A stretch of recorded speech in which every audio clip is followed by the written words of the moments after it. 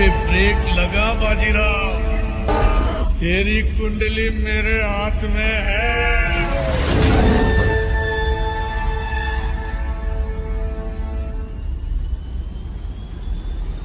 तब तेरा सामना सिर्फ रिश्वतखोर पुलिस वालों से हुआ है। जिस दिन तेरा सामना एक सच्चे पुलिस ऑफिसर से हो जाएगा ना।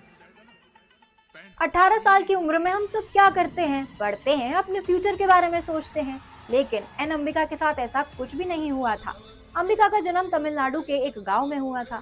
अंबिका का बाल विवाह हुआ था, वो भी 14 साल की उम्र में एक कांस्टेबल के साथ। उस वक्त अंबिका को खुद भी शायद ये नहीं पता था कि उसके साथ क्या हो रहा है या उसे क्या करना चाहिए और क्या नहीं करना चाहिए। अंबिका शादी के बाद एक हाउसवाइफ की तरह रहने लगी। फिर जब वो 18 साल की थी ना, तब वो 2 बच्चों की मां बन चुकी थी। अंबिका के मन में ना आईपीएस बनने को लेकर कोई भी ख्याल नहीं था। वो एक हाउसवाइफ की तरह अपने घर का ध्यान रखती थी और अपने कामों में हमेशा बिजी रहती थी। एक दिन क्या होता है, अंबिका अपने पति के साथ 26 जनवरी के परेड में जाती है। तो वो वहाँ हर प्रोग्राम देखती है जो वहाँ पर हो रहा होता है। परेड देखते वक्त बहुत सारे सवाल उसके मन में उठ रहे थे। उस वक्त वो बस यही सोच रही थी कि उसे उसके सवालों का जवाब मिले। जैसे ही परेड खत्म हुई, वो तुरंत अपने पति के पास गई और उनसे पूछा कि जो लोग परेड कर रहे थे, जिनको सल्यूट कर रहे थे, वो लोग कौन है। तो इस पर उनके पति ने कहा कि वो बड़े ऑफिसर्स आईपीएस आईएएस हैं जो यहाँ परेड देखने और रिपब्लिक डे सेलिब्रेट करने आए थे। अंबिका को कहीं ना कहीं ये बात जो थी वो छू गई और कई दिनों तक वो इसके बारे में सोचती रही और मन ही मन उसने आईपीएस बनने की ठान ली। उसके बाद अंबिका अपने पति से आईपीएस बनने के बारे में सारी इन्फॉर्मेशन लेने लगी।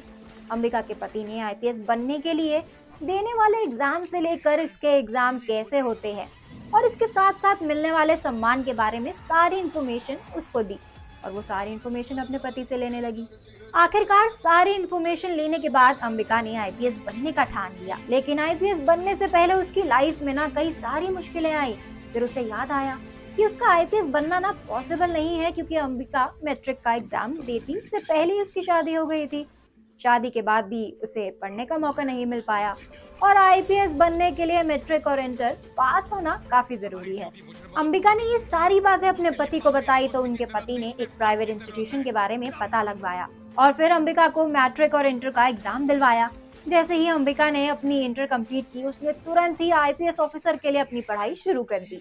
वो जानती थी कि एग्जाम क्लियर करना ना इतना भी आसान नहीं होगा और वो अच्छे से और ज्यादा मेहनत करने लगी। पहली कोशिश में अंबिका एग्जाम नहीं क्लियर कर पाई, लेकिन इसके बावजूद उसने जो हिम्मत थी ना वो नहीं हारी। अंबिका ने अपने पति से बात की और दूसरी बार फिर से एग्जाम देने की बात कही। इस बार भी उनके पति मान गए और इस बार अंबिका के पति घर भी देख रहे थे और अपना काम भी।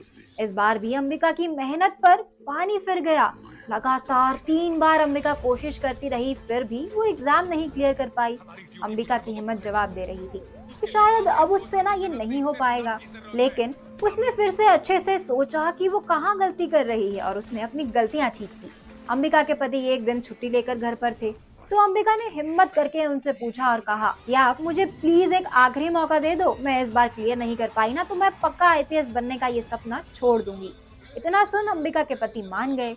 इस बार अंबिका ने एड़ी चोटी का जोर लगा दिया और आखिरकार साल 2008 में उसने आईपीएस का एग्जाम क्लियर कर लिया। जैसे ही रिजल्ट सामने आया ना, तो अंबिका से ज्यादा उनके पति खुश हुए। उन्होंने पूरे पुलिस डिपार्टमेंट में खबर भिजवा दी कि उनकी बीवी जो है ना वो आईपीएस ऑफिसर बन गई है। अंबिका को एग्जाम में ऑल इंडिया 112 रैंक आई थी। आईपीएस बनने के बाद अंबिका को उनकी पहली पोस्टिंग जो थी वो मुंबई में मिली। उनकी ट्रेनिंग भी वहीं हुई और ट्रेनिंग के दौरान उनके बैचमेट्स ने भी ना उनकी काफी तारीफ की, उनकी हिम्मत की दात दी। ट्रेनिंग कंप्लीट होते ही as an IPS officer Ambika ने ज्वाइनिंग की और मुंबई के जितने भी क्राइम हो रहे थे ना उसको जल्द से जल्द सॉल्व करने की ठानी।